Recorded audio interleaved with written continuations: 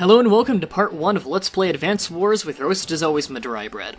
In this Let's Play we're going to be doing the entire campaign mode of the game, save for field training, which is the tutorial that I did off screen, because it is necessary to do field training to get to the campaign.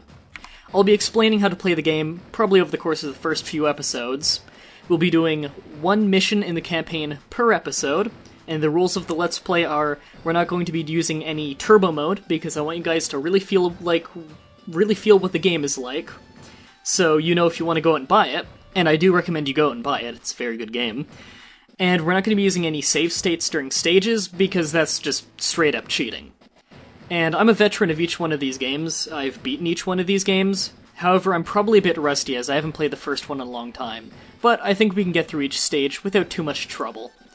I'll also be explaining all the branching paths as we get through the game, and how to get each one, so that you know, if you play the game, how to make your own decisions and pick your own team by the end of the game. So without further ado, let's begin! And of course I've already picked my name in-game, which it asks to do the first time you boot it up, which is MDB.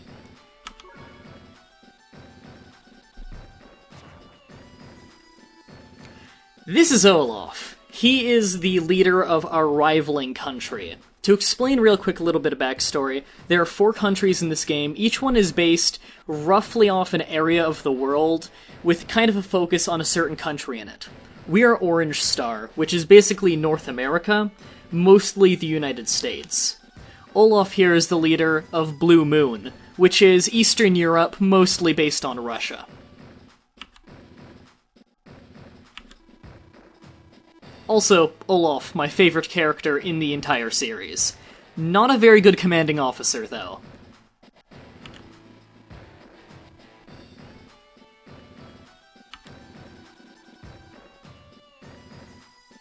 How does he know that the capital's unguarded?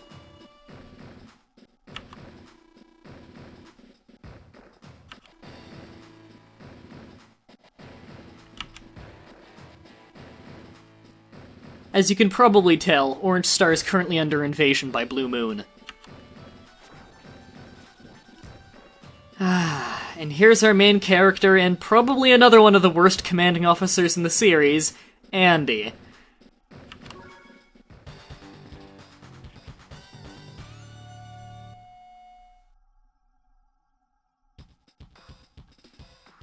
It looks like they're throwing us right in. And this is Nell. She's our instructor.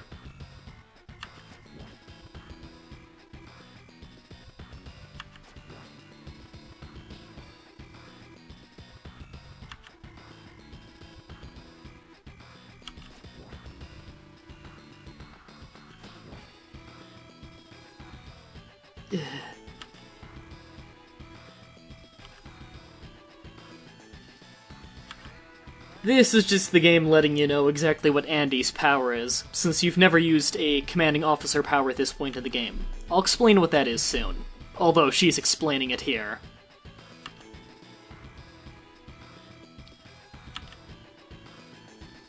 Although she's not doing a great job of explaining it.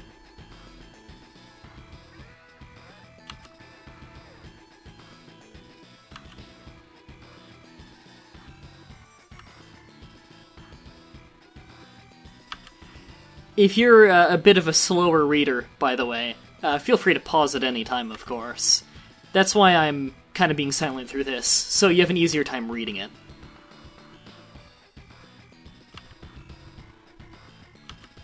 Take care of Andy, he can't do this on his own. Alright, this is Advance Wars. If you've ever played Fire Emblem before, you might kind of recognize the movement and the battle style, as they are both made by Intelligent Systems, so they are similar games.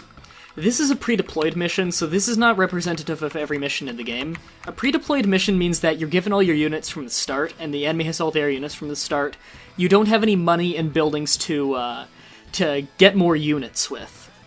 So we're going to be seeing a lot of these early on, but fairly soon we're going to get into ones where you can deploy on site, which I prefer. Now, I'll quickly go over what each unit is. If you're a veteran of this series, you might want to skip the first episode, just because it's going to be a lot of explaining. Quickly, we should just look at the battlefield here. We're, of course, red, because Orange Star. And Blue Moon are the blue people here. That's their headquarters. This is our headquarters. Now, there are a lot of things I'm going to be explaining real quick. First of all, there's terrain, which has different defense, as you can see in the bottom right. Plains have 1, river has 0, mountains have 4, woods have 2, cities have 3. All different terrains have all different amounts of defense. Roads have 0, and bridges are roads. Each unit has 10 health total. If you don't see a number next to their portrait here, that means they're at 10 health, as you can see from the health in the bottom right there. And the picture under that is the bullet, which is your ammunition. Under that is fuel. Of course, infantry don't take up fuel. They're basically never going to run out. I think they just use rations. When you run out of fuel, you can't move anymore. If you're a boat or a plane and you run out of fuel, you sink. And if you run out of ammo, you go back to whatever your weapon you'd use against infantry is. I'm explaining things a little bit out of order here. Let's go over the units real quick. This is infantry. It's your cheapest, most basic unit. They're not really good at fighting. They're not good at fighting anything except for other infantry and mechs, which are the bazooka troops. Infantry move 3 spaces and can move over most terrain, like crossing rivers and going up mountains. They're also able to capture cities like these. 2 turns will capture a city. Cities let you repair units by 2 health per turn, and they get you money. They also let you capture bases and headquarters and stuff. Bases let you produce units, and headquarters will win you the match if you capture it, or lose you the match if yours gets captured. A mech is the same thing as infantry, but they are able to use 3 bazooka shots against vehicles, which are quite powerful. They can only move 2 spaces per turn, however, and when fighting other infantry, they still just use machine guns, so the same strength. Mind you, a mech is not very useful against, say, a tank, unless the mech attacks first. Whoever attacks first in combat does a lot more damage in this game. Tanks are your basic heavy military, basically. They move fairly fast, they use tread so they're not slowed down by many things, and they hit hard. They also have machine guns for attacking infantry. This is your basic artillery. It can't attack things next to it, but it can attack the second and third panel away from it if it hasn't moved that turn. They're quite powerful and great for taking out tanks at range. These are your recon units. In fog of war maps, they can see very far. They're very, very fast. They use wheels, so they're incredibly fast on roads, but pretty slow through rough terrain. And they're good for mowing down infantry, although a mech can take it out pretty easily. This is an APC. They can drive around and refuel other vehicles and give ammunition to artillery. They can also carry 1 foot troop in them to quickly move them around the battlefield to capture things. And lastly, of the units we have, actually 2 more, Mid-Tank, which is a medium tank. It has less fuel and a tiny bit less ammunition. Moves 1 space slower, but is much more powerful than a regular tank. And lastly, anti-air guns. Very, very powerful at mowing down infantry. Mechs, if the anti-air attacks first, and they can absolutely decimate most air units. Now, let's see what they have. It looks like they have no air units. They do have rockets, which we don't have. Rockets are artillery that can't shoot within 2 spaces of them, but can shoot 3 after that, and are much more powerful. They also have wheels instead of treads, so faster on smooth terrain like roads, but much slower on rough like plains and woods. And of course, vehicles can't cross mountains or rivers. The gray cities are unclaimed cities, so no one owns them. Red ones are ours, we can repair there and we get money in missions that have money. And blue ones are enemy cities. They repair there, they get money there. I think that's the whole explanation, so you'll see how combat works in a second.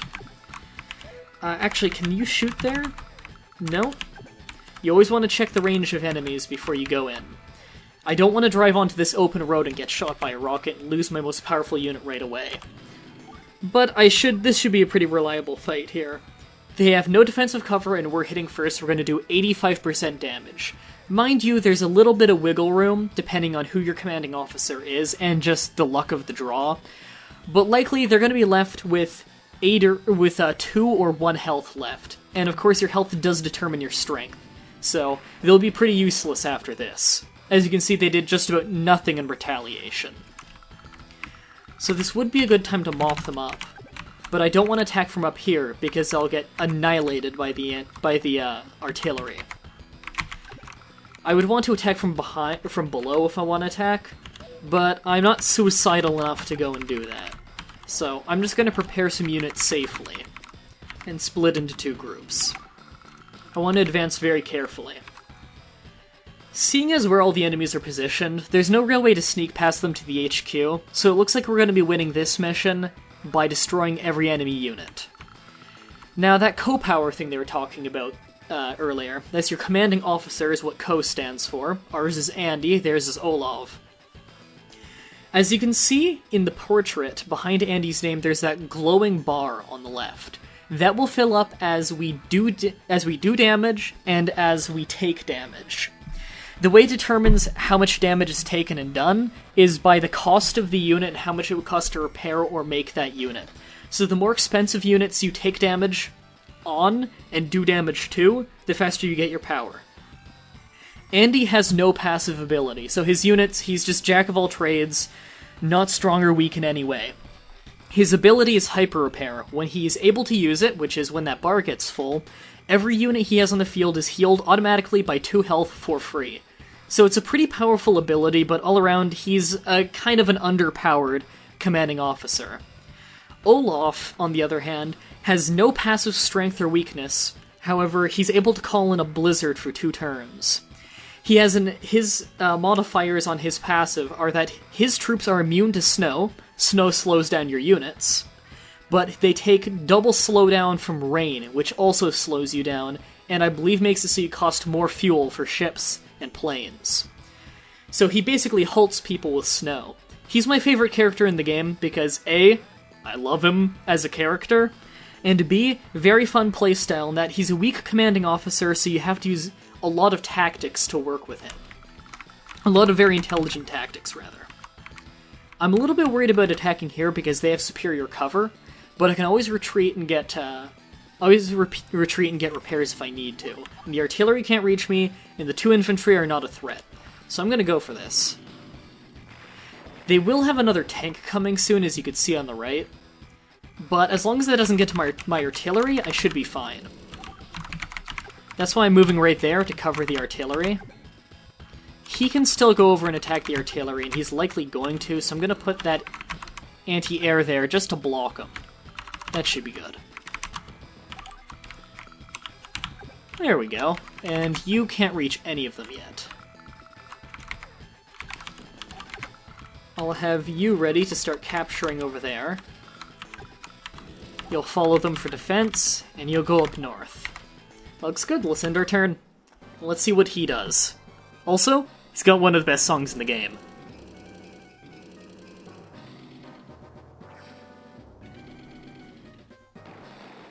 I think I'll be turning up the volume a little bit for the next episode. For this episode, I'll just turn up the volume in post. Now, you may be wondering, why did they put their artillery right in front of my mid-tank on the open road where I'm going to annihilate it? The AI is not very good in the original game. They take certain priorities that aren't very intelligent, and one of those priorities are they will almost always move a unit into position to attack any transport unit, like an APC, no matter the cost. That means they'll put a unit in a suicide position like this because all they see is, oh look, next turn I'll be able to shoot their transport. Why their priority for transports are that high and why they're that willing to make stupid decisions, I'm really not sure. But as you can see, I can just completely destroy them now with my artillery. They went right in range, right on the open road. And I can probably finish them just with the recon unit. And that won't move the recon into rocket range. So let's do it. Recons are not very good against vehicles, but since artillery can't fight back in close range, it's kind of an exception. I'm gonna go up here and take care of the rockets before they become a big threat. Yeah, when it's at 1 health, it's pretty much not a threat, but you do want to make sure to finish it off before it can retreat and get reinforcements. Now, I'm actually going to attack on the open road. I'll take more damage in counter-attack, but this mech can move 2 spaces and could deal quite a bit of damage to my tank. So let's play this smart and attack from on the road. Anti-air is not a super huge threat here because we don't have air units, but they can do a lot of damage to our infantry. I'm going to move the APC right there and drop off my mech right here to start capturing cities. The reason I put the APC here is because the city provides a lot of defense, and also it guards my mech unit from other people attacking it other than the rockets, which of course can reach it. The rockets will, as you know though, attack the APC because that is how high their priority is. I want to explain every action I do in great detail, especially in early game, because I want you guys to really understand why I do everything that I do, so you can learn a lot from watching me play this game. That's what I like to do with strategy games, and the mechs can deal quite a bit of damage here.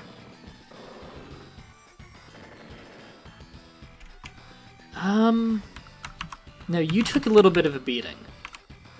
But I don't feel like he needs healing right now, very desperately. I'm just going to move these guys north to start taking those cities.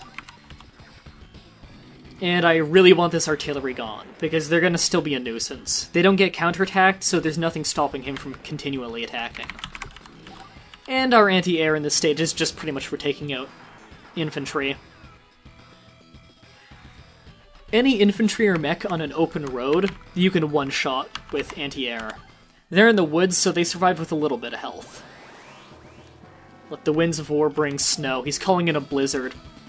An interesting fact that the game does not mention about a lot of people's powers, if the power does not mention powering up any particular kind of unit and making them actually stronger, then it can be assumed that each one of the person's units have 10% more strength. Ooh, that was bad. So Olaf actually does have 10% more battle strength than all of his units right now, and the game just doesn't tell you that. And he has the same thing when he does hyper repair. It's not a huge deal, but it is a modifier you have to keep in mind, because it can be that little difference between living a unit with 1 health where he gets away, and winning the fight and destroying it right there. So we did lose a mech, and since this is a pre-deployed map, losing any unit is a big deal. So we really want to get rid of that unit. Luckily, our tank and artillery are right there, and anti-air don't really stand a chance against any heavily armored vehicle. And we're being slowed down a little bit by the snow. Snow pretty much halts vehicles. It's not so bad for infantry. And keep in mind that his units don't get slowed down at all, so he's going to be getting a lot of first strikes here. Just because he's got much better mobility than we do right now. Now, I could attack here and pretty much annihilate that, but I'm actually going to go and finish off the rockets. I don't want it getting repaired. So, we're playing safe. I don't care about them taking those cities right now, it's not really a big deal. I want to weaken each one of these units. Now, they can combine 2 wounded units, but they can't attack on the same turn, so again, not a huge deal. Gonna move you there, and that would be a very bad losing fight. I'm just gonna use you, actually. You might take a lot of damage and counterattack. I'm gonna use you as a meat shield right here. And start capturing that so I have close-by repairs. And Blizzard is gone. Good. Which means his strength is back to normal. And they're already taking a few cities, but again, not a huge deal. And as you can see up top, they actually combined 2 of their infantry to get more health. Not a great idea. If I were them, I just would have retreated both of them. But they were pretty much doomed anyways. They're in a pretty bad spot up there. As you can see, how much you capture per turn depends on the health of the unit. So you're only going to be capturing the city in 2 turns if you're at full health. Also, I might as well just, kill you with that so my artillery can keep moving. We're doing a lot better on the northern front. Now you can hit that. So I am going to, and you're repairing that tank, of course. I'm going to be prepared and have that there. And now we finally have a city to repair at, in the bottom. You attack the one with higher health, because you'll win the fight without a doubt. And that'll keep them from combining. Which means we've basically got the fight under wraps down here. I want to mop all these guys up before I start advancing anymore.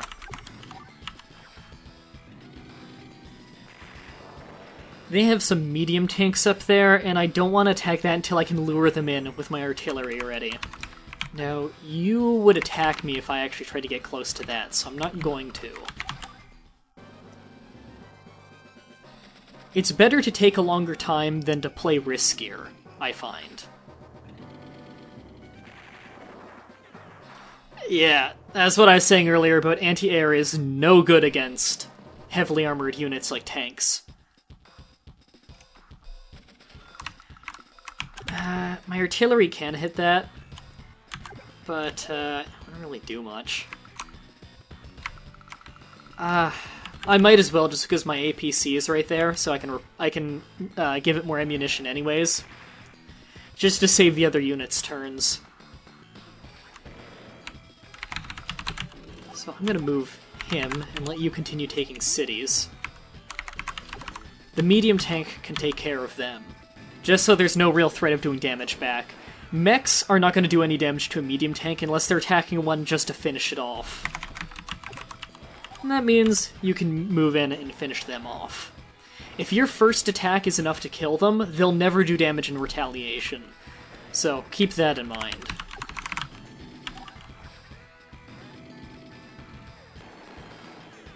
At the northern front, I think we have things pretty well covered to move in soon, but I do want to get a little bit of repairing done. I should go over the scores real quick and exactly how they work in this game. Your rank you get at the end of each stage is dependent on 3 different independent scores. There is power, which is how much damage you deal, or how much damage you've done. You get a huge bonus for how many units you kill in a single turn. So if you were able to kill, like, say, 6 units in a single turn, that is a huge advantage. Also, a little tutorial thing here just telling us that our ability is ready. Yeah, your power meter is full, and it repairs all damaged units by 2 health. And she's just explaining to us why that's important. I think we have common sense, game. And of course, our units will be powered up by 10%, but the game doesn't tell you that. I'm actually going to hold on to the power for a little while, because I have time right now to safely repair my units, and I don't care too much about score. I'd rather use that when I'm in the middle of the fight to save units and keep the attack going.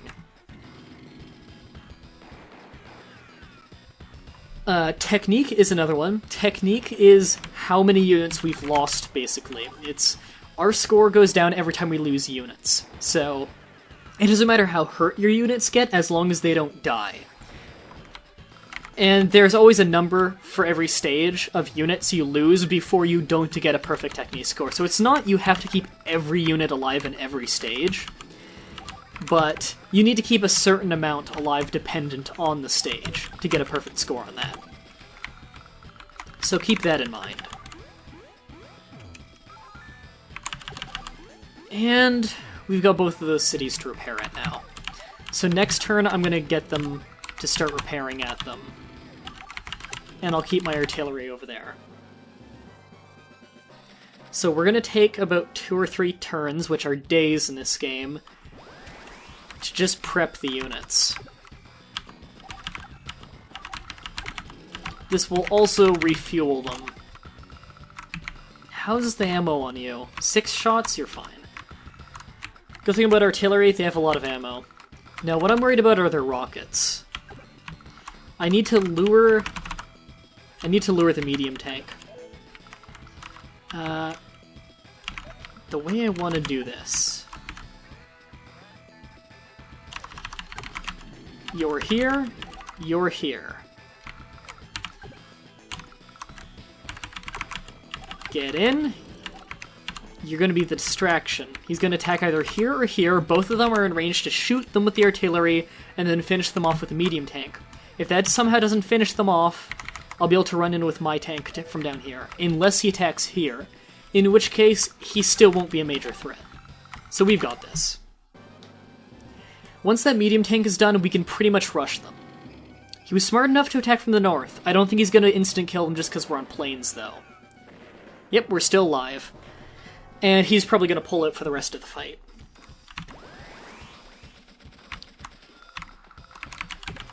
So let's just pile him in. Oops. Get him on a city to recover. And this will probably be enough to finish him off. No, it'll leave him with 1 health, but he won't be a threat now. Oh no, see? Every once in a while you get lucky. Okay, what? The range on you, the range on you. I can go here. That's the closest I can get without being too much of a threat, and I might have to use my recon there as a bit of a meat shield. I don't know if I'll need my northern troops for this. He's starting a blizzard. I'm gonna wait for that blizzard to end before I move in, or else I'll just get mowed down by the rockets and have heavier losses than I want. He's actually gonna move in here. That was not a good move, Olaf. I didn't think he would do that unless I aggroed him. Okay. He's smart. He did it when I was out of range with the medium tank. Still not a great decision. A 9 health tank attacking first will probably... but with the 10%. It'll be enough that we make both of them will be around equal health. There we go. Which means it'll be easier to move in and finish off. I'm gonna keep you there. And I want you guys moving on the northern front. And there goes this advantage. It was an interesting move. I don't think it was a good one in his favor. Especially considering my artillery's not a big deal for me anymore. My artillery's not going to do anything in this fight against a rocket. My tanks are. So my tanks are what I need to keep protected. So, again, interesting move, not a particularly effective one. Every once in a while, the AI pulls out something interesting like that you just don't see them doing. And then other times they just do something phenomenally stupid, like throwing their artillery straight at your medium tank. And I think we've actually got this on the northern front now, because we can get within a shooting range with both of these units.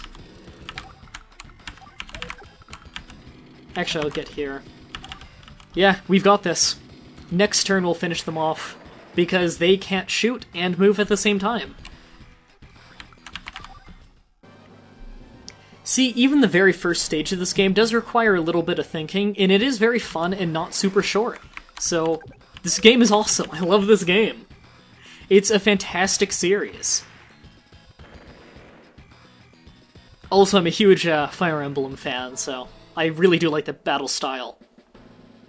Yep, you lost again. If you're wondering about that, by the way, all the tutorial missions are against Olaf, so that's why he said he lost again. Because Nell beat him in all of those missions.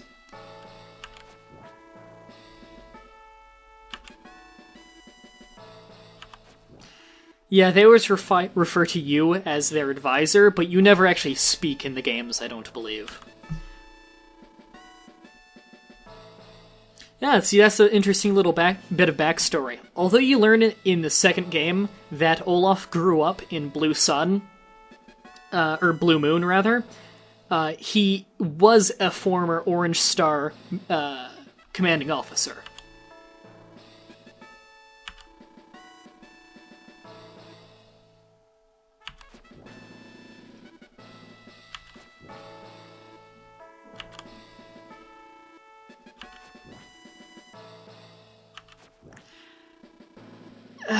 The jokes in the game can be a little bit lame. I think they got a lot better in the second game.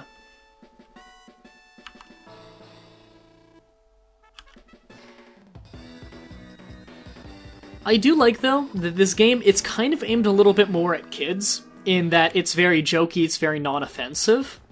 But at the same time, it really makes you think. It does not baby kids who play this game, and it's perfectly enjoyable for people of all ages. I think it's a perfect example of a Nintendo game, really, in that it's completely appropriate for everyone, but it doesn't treat you like an idiot. It can be challenging on all different kinds of levels. I think that's something that a lot of people really overlook in Nintendo games. It's not that they're kiddie games, it's that they're often enjoyable for people at all ages. They don't treat you like an idiot. It doesn't need to be edgy to be good. Alright, I think that's it for this episode, and we'll go straight into the next chapter now.